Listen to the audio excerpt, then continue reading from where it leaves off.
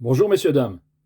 Cette vidéo pour vous parler donc d'un incendie criminel volontaire commis par des jeunes avec une voiture bélier. Je vous lis l'article. Une bibliothèque détruite par une voiture bélier en feu, le quartier Mistral quadrillé.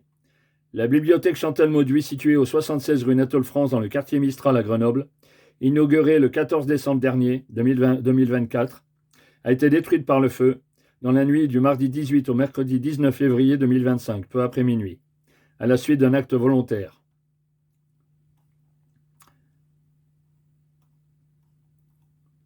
Le quartier Mistral quadrillé par les forces de l'ordre. Les forces de l'ordre quadrillent le quartier Mistral ce mercredi, en fin d'après-midi. Une intensification de la sécurité après l'incendie criminel de la bibliothèque Chantal Mauduit dans la nuit. Il s'agit incontestablement d'une action de représailles de la part de voyous, déclare la préfète. Il s'agit incontestablement d'une action en riposte à l'action de la police qui est en constante augmentation. Nous avons déployé 160 effectifs aujourd'hui et dans les prochains jours, dont 80 CRS, compagnie républicaine de sécurité, pour la sécurisation du quartier, a indiqué la préfète de l'Isère, Catherine Séguin. En visite sur place, elle a jugé les événements de la nuit insupportables, intolérables, et a fait part de son soutien pour les habitants qui sont sous le choc et qui sont désormais privés d'un lieu culturel, d'un lieu d'échange et de savoir. Je veux leur dire la détermination de l'État face au trafic et à la criminalité organisée. Nous ne lâcherons pas, nous continuerons à occuper le terrain, a-t-elle conclu. Éric Piolle déclare que cette bibliothèque alliant sport et culture était unique en France et s'insurge contre le vocabulaire de ségrégation sociale de Mme Chalat. Nous avons eu le maire de Grenoble, Éric Piolle, au téléphone ce mercredi après-midi et il a enchaîné les adjectifs pour donner ses impressions après l'incendie. Je suis dégoûté, écœuré, révolté. Il y a quelques semaines, j'étais au ministère de la Culture et tout m'avait dit à quel point cette bibliothèque alliant sport et culture était unique en France. Tous saluaient notre initiative. Cette bibliothèque, c'était une perle. Maintenant, à nous de travailler pour savoir ce qu'on va faire, comment le service public va être maintenu. Et il le sera. En tout cas, les sapeurs-pompiers ont fait un travail extraordinaire. Ils ont réussi à pousser des meubles à roulettes pour sauver le maximum de livres. On a de la chance de les avoir. Leur force est extraordinaire. Questionné sur les critiques de certaines oppositions sur le choix d'installer cette bibliothèque à la place de l'association du plateau, le maire a répondu « Oui, j'ai lu les déclarations de Mme Chalat, qui parlait de tenir les quartiers. C'est quoi ce vocabulaire ? C'est un vocabulaire de ségrégation sociale et qu'une élue utilise ces mots, je trouve cela déplorable. Il se passe quelque chose d'exceptionnel. Mais grave à Grenoble, réagissent les élus du groupe Place Publique. Via un communiqué, Maxime Salotto, Barbara Schumann et Anouche Agobian, élus du groupe d'opposition Place Publique, déclarent « Cette violence exacerbée, cette rage de destruction ne peut être tolérée dans nos rues. Il se passe quelque chose d'exceptionnellement grave à Grenoble qui doit être enrayé au plus vite. Gardons en mémoire que brûler une bibliothèque et détruire des livres sont les premiers pas vers le chaos de masse. Cet autodafé n'est pas anodin dans le contexte actuel. Là où on brûle des livres, on finit par brûler des hommes. La préfète de l'Isère se rend sur les lieux de l'incendie. La préfète de l'Isère, Catherine Séguin, est actuellement sur les lieux de l'incendie. Elle se rend également dans la cité Mistral. Plus que jamais, les services publics doivent tenir bon, réagit la conseillère départementale Amandine Germain. La conseillère départementale Amandine Germain, PS, a réagi à la destruction de la bibliothèque Chantal Mauduit. J'apporte tout mon soutien aux habitants et aux habitantes du quartier Mistral et des Eaux Claires, ainsi qu'au personnel municipal suite à l'acte criminel qui a détruit la bibliothèque Chantal Mauduit cette nuit. Ce sont les enfants et les familles qui sont les premiers touchés par la destruction de cet équipement public. Et j'espère que la ville de Grenoble trouvera les moyens de garantir la continuité des activités, autrement de manière provisoire. Ce sont aussi les institutions publiques qui sont attaquées. Plus que jamais, les services publics doivent tenir bon. Présence humaine, police humaine de proximité. Travail étroit et en bonne coordination de toutes les institutions, loin du buzz médiatique ou des polémiques. La violence ne peut pas et ne doit pas devenir ordinaire à Grenoble. Les maigres effectifs de la police nationale annoncés par le ministre Taillot doivent être renforcés pour assurer une présence humaine visible et quotidienne dans le quartier, et pas uniquement aux frontières dans le seul but d'assurer la sécurité des Grenobloises et Grenoblois. Les élus du groupe socialiste apparenté Grenoble, Démocratie, Écologie, Solidarité expriment leur tristesse, leur colère et leur consternation suite à l'incendie volontaire de la bibliothèque du quartier Mistral. Dans un communiqué, les élus des groupes socialistes apparentés Grenoble, Démocratie, Écologie, Solidarité se sont exprimés après l'incendie de la bibliothèque de Chantal Mauduit. C'est avec une profonde distresse, une immense colère, une consternation totale que nous approchons ce matin l'incendie volontaire qui a ravagé dans la nuit dernière la bibliothèque Chantal Mauduit, ex-Plateau, lieu emblématique du quartier Mistral, pendant des années, cœur de la vie socioculturelle de ce quartier populaire. Nous condamnons fermement cet acte d'une violence inouïe, visant à détruire une structure au service des habitants. La violence de cet acte, renforcée par l'utilisation d'une voiture bélier projetée contre la façade du bâtiment, est enflammée, nous choque profondément. Cet incendie est une attaque directe contre le vivre ensemble, contre la culture, contre le service public et contre l'avenir des jeunes générations qui sont les premières victimes de cet événement tragique. Nous remercions les secours, pompiers et forces de l'ordre qui se sont immédiatement mobilisés. Nous exprimons toute notre solidarité aux employés municipaux, de la direction des sports et de celle des affaires culturelles, aux associations locales, aux familles et aux habitants du quartier Mistral qui se voient privés d'un espace qui faisait partie de leur quotidien. Nous avons évidemment ce matin une pensée toute particulière pour notre collègue élu, Hassen Bouzegou, qui a tant donné pendant de nombreuses années à la tête du plateau, et avant cela, de la MPT Mistral. Nous l'assurons, ainsi que ses anciens collègues et tous ceux qui sont et celles qui ont contribué à la naissance et à la vie du plateau, de notre soutien, de notre amitié. Face à cette violence, nous appelons à la mobilisation de tous les acteurs de la ville pour reconstruire non seulement le bâtiment, mais aussi le lien social et la confiance qui ont été brisés. Dans l'immédiat, nous proposons de la ville retrouve sans délai la bibliothèque des Eaux Claires.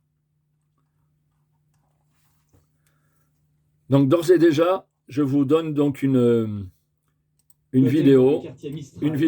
Une voiture bélier en feu a été projetée contre cette bibliothèque qui avait été inaugurée en décembre dernier, causant un incendie nécessitant l'intervention des sapeurs-pompiers. Mercredi matin, c'était la stupeur pour les parents d'élèves, mais aussi les habitants du quartier qui découvraient le sinistre. Ça montre quand même la tension qu'il y a dans ce quartier, les déboires que peuvent vivre les habitants au quotidien. C'est terrible de voir... Je comprends pas pourquoi ils s'en prennent à ça. Les enfants qui viennent ici, c'est les enfants du quartier, c'est leurs frères et sœurs. Moi j'ai bien aimé cet endroit, donc dès qu'on voit cette bibliothèque, ça rend triste de la voir brûler. Oui, on se dit qu'à chaque fois qu'il y a des trucs bien qui sont faits, derrière, il y a des débiles qui pourrissent tout, donc c'est un peu dommage de punir tout le monde pour ça, quoi. Moi je suis vraiment atterré par tout ce que je vois. Je viens de Lyon, j'habite à Lyon il n'y a pas très longtemps, et j'hallucine de voir tout ça. Nous condamnons fermement cet acte d'une violence inouïe qui vient cibler du service public et surtout un équipement qui était au bénéfice de familles, d'enfants tout au long de la journée, puisque ce sont des scolaires qui étaient accueillis, ce sont des lieux d'apprentissage du vivre ensemble. Donc vous constatez la colère et le dégoût bien sûr des intervenants et des habitants du quartier. De Grenoble, lorsque des CRS et des policiers avaient été caillassés. Grenoble connaît donc un nouvel épisode de violence une semaine après l'attaque à la grenade au village olympique. Voilà messieurs, dames, je vous ai passé cette vidéo pour que vous voyez exactement l'ampleur de la violence, non seulement à Grenoble, mais partout dans toutes les villes de France. C'est immonde, c'est catastrophique, c'est l'horreur. Là, dans ce cas de figure, une voiture bélier qui a percuté donc la bibliothèque, qui a mis le feu, certainement peut-être avec de l'essence ou avec bien sûr l'essence qu'il y avait peut-être dans le moteur du véhicule, c'était le but recherché. Donc destruction volontaire de biens publics bien sûr, mais surtout, au grand jamais, l'horaire aurait pu s'étendre aux personnes humaines en tant que mise en danger de la vie d'autrui. Il aurait pu y avoir des blessés collatéraux, des victimes collatérales, des morts. Où est donc passée la conscience de ces jeunes, peut-être de ces jeunes voyous, si c'est vraiment le cas? Donc ils ont fait ça, ils ont agi de cette façon, certainement pour donner au pouvoir public une démonstration de force et donc pour essayer d'altérer justement les décisions des pouvoirs publics et de l'État concernant bien sûr le combat contre les narcotrafics, contre bien sûr les descentes de police dans les quartiers difficiles sensibles. Et donc ils ont voulu en même temps punir ceux qui peuvent bénéficier justement de la culture et des personnes qui ont un statut un peu plus élevé qu'eux, peut-être, une jalousie, une vengeance pour les pouvoirs publics, une vengeance de ceux qui réussissent par rapport à eux, peut-être. Voilà. Et aussi, bien sûr, une démonstration d'ironie gravissime contre les personnes qui veulent s'instruire, qui veulent accéder à la culture et pouvoir justement évoluer. Ils sont, ces gens-là, ces voyous, ces criminels, ces jeunes trafiquants, ne veulent pas de ce contexte de connaissance. Ils ne veulent surtout pas que les personnes qui vont donc vers la culture aient plus de connaissances qu'eux, puisqu'ils veulent justement mener. Ils veulent intensifier leurs forces et aussi, bien sûr, imposer leur dictature de criminels par rapport aux autres statuts sociaux et économiques. Donc cette démonstration pour dire voilà, vous nous empêchez de vendre, vous nous faire perdre de l'argent, eh bien nous on va vous en faire perdre. Tout simplement, messieurs, dames. Là est la question.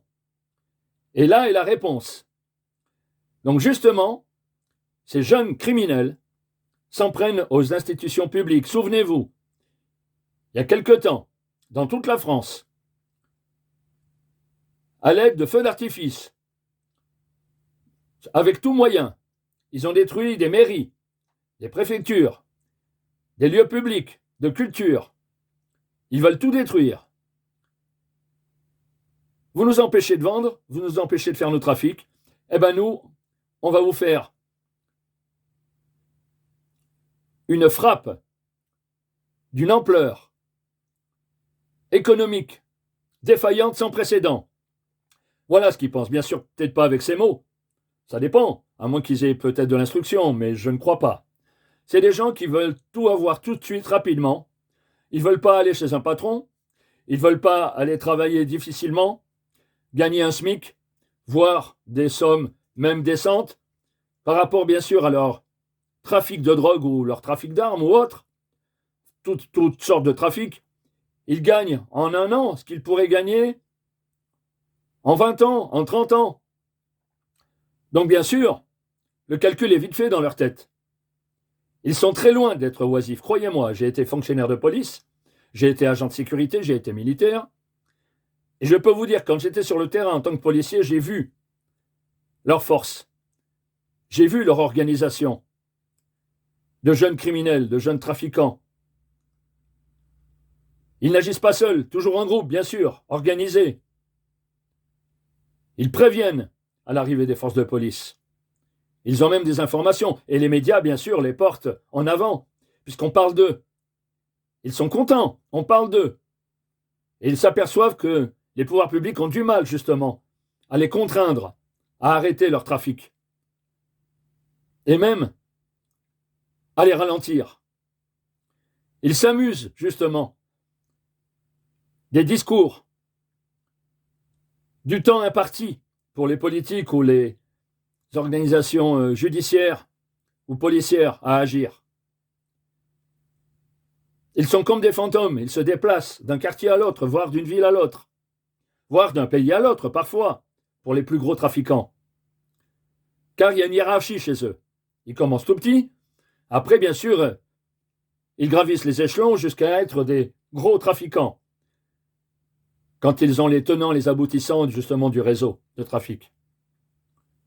Mais je vous dis là, c'est une vengeance envers la société, envers les gens qui réussissent, envers les gens qui veulent avoir de la culture, avoir de la connaissance, puisque eux, ils vont vers le nihilisme. Ils veulent rien de concret. Ils veulent rien construire. Ils organisent seulement la criminalité, pour eux et autour d'eux. C'est l'horreur. Ils n'ont pas eu de suivi familial, certainement. Ils ont été livrés à eux-mêmes dans les quartiers sensibles. Les parents, si ça se trouve, n'avaient pas d'emploi, donc dans la précarité totale. Donc ils se vengent d'une certaine façon aussi. C'est pour ça qu'ils ne veulent pas que les autres personnes autour d'eux réussissent. Ils veulent contrarier cette société qui veut réussir, qui veut avoir de la connaissance, qui veut entreprendre. Eux, ils n'entreprennent rien. Ils veulent que la destruction et leur trafic, qui leur rapporte gros. Ils mettent et ils mettront tout ce qui est à leur, tout ce qui est dans leurs possibilités pour contraindre, justement, pour continuer leur trafic au niveau international et national. En tout cas, méfiez-vous dans les cités, dans les quartiers sensibles. Ne sortez pas trop tard le soir. Soyez accompagnés. Ayez toujours un portable sur vous. Ne laissez pas les adolescents et les enfants tout seuls à partir d'une certaine heure. Car vous avez vu, vous avez des rivalités entre gangs, avec des armes à feu, des armes lourdes, des armes de guerre. Je ne veux pas que votre enfant demain, votre adolescent, soit une victime collatérale de ces trafiquants. Ces enfants, ces adolescents n'ont pas le droit de mourir, ils ont tout un avenir. Ou simplement changer de quartier ou déménager. Je sais que c'est dur à dire. Vous avez votre vie, vous avez vos amis, vous avez votre famille, peut-être certainement dans votre environnement. C'est très difficile de prendre ces décisions. Méfiez-vous aussi des réseaux sociaux. Attention de ne pas trop en dire sur votre famille, sur votre entourage. Soyez très prudents. Faites attention. Je vous le dis encore, soyez vigilants. Attention, faites très attention autour de vous. Et surtout, surveillez bien vos enfants, vos adolescents, qu'ils ne sombrent pas à leur tour dans la délinquance. Et qu'ils servent aussi à surveiller, à donner des indications, des informations à ces trafiquants. Car les jeunes, bien sûr, ont tendance à se reporter sur les adultes ou sur des adolescents plus grands qu'eux, qui leur font miroiter l'argent facile, qui leur font miroiter qu'en un peu de temps, en un rien de temps, ils font de l'argent en tant qu'adolescents. Bien sûr, pour eux, c'est une montagne d'or pour eux. Donc surtout, je vous le redis, surveillez vos enfants, vos adolescents, éduquez-les bien, faites attention à la moralité, à l'éducation surtout. Et surtout, je vous le redis, attention quand vous êtes dans la rue, surveillez bien et évitez les endroits où justement vous voyez des rassemblements, des attroupements. Dernièrement, j'ai vu un attroupement, j'ai été dans une cité pour voir un peu ce qui s'y passait. Je les ai regardés de loin, je les ai contournés, j'ai voulu savoir ce qu'ils faisaient, certainement en train de dîner, ils étaient attroupés. J'ai fait le tour de la cité, je suis parti. Je voulais me rendre compte un peu de ce qui se passait. Parce que je m'informe également sur le terrain, croyez-moi. Mais j'ai été pendant 38 ans en anticriminalité, en tant que fonctionnaire de police, agent de sécurité pendant plus de 12 ans, et militaire pendant à peu près 2 ans. Donc je vous dis, soyez vigilants. Faites attention à votre famille, à vos enfants. Je vous remercie de m'avoir écouté, je vous ai passé des vidéos pour rendre compte que les gens commencent à avoir peur. Ils s'inquiètent justement pour leur avenir, l'avenir de la nation, leur avenir, l'avenir de leurs enfants, avec cette criminalité grandissante. Ils s'interrogent sur le devenir de leurs enfants. Et la peur s'est installée. La terreur dans l'esprit des gens. Mais ne leur donnez pas raison. Unissons-nous, donnez des informations, des indications quand vous voyez quelque chose avec discrétion, bien sûr. Aucun agent, je vous le dis, aucun agent de police ou gendarme donnera votre identité ou les informations que vous lui avez données. Essayez de faire votre devoir civique de citoyenneté. Je vous remercie de m'avoir écouté. N'oubliez pas d'aller sur ma chaîne YouTube, sécuconseil.com, et sur notre site où vous avez des formations, dont une qui a été établie pour le cambriolage, puisque c'est assez... Le cambriolage, c'est ce qui est de plus récurrent. Il y a en France un cambriolage toutes les 2 minutes. Donc n'hésitez pas à aller voir nos formations sur sécuconseil.com, sur notre site également. Je vous remercie. J'espère que les vidéos que je vous ai passées, les informations que je vous en ai données vous ont plu. Et je vous remercie, je vous dis à la prochaine vidéo.